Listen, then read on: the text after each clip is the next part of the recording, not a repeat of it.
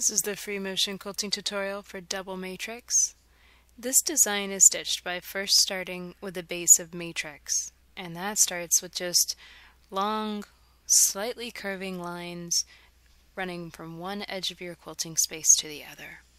So I start with one wavy line, and you can see I'm just kind of echoing that. I'm trying to mimic or mirror that exact same set of curves as I stitch all the way back and forth across. So now the second part of the design is to stitch perpendicular to the first set of the lines, creating kind of this wiggly grid. And now we're going to start to double this matrix. We're going to double it by stitching another set of wiggly lines and grids inside of the first. So that here I'm starting out with wiggly lines going vertical, and then I work across horizontal, stitching inside of that little square. And it's important to start your matrix, the base of matrix, with your lines at least a ½ inch apart. So that way you have the room to travel into these squares and make sure they fit inside. And if you can't remember which square you're on, you can see I'm trying to make sure I'm on the right square.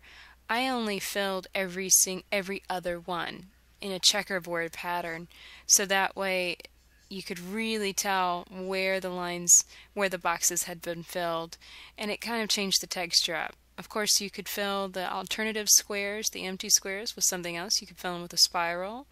You could really kind of play around with that and figure out what else you wanted to fill them with.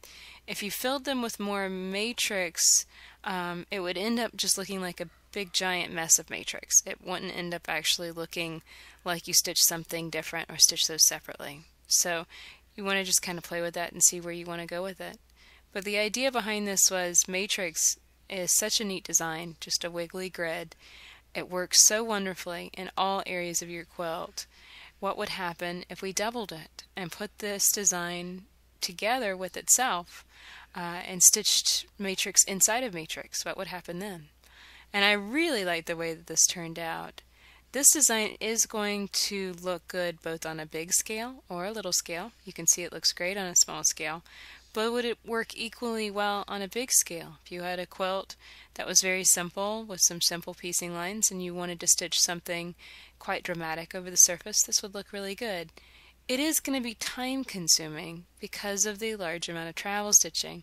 You can see that once I set my grid up completely, basically the second step of the design is simply travel stitching and filling, and that can be quite time consuming. So make sure to put this on a quilt that you really want to spend that much time on, or pick another design or another shape to go inside of those matrix boxes and play with that.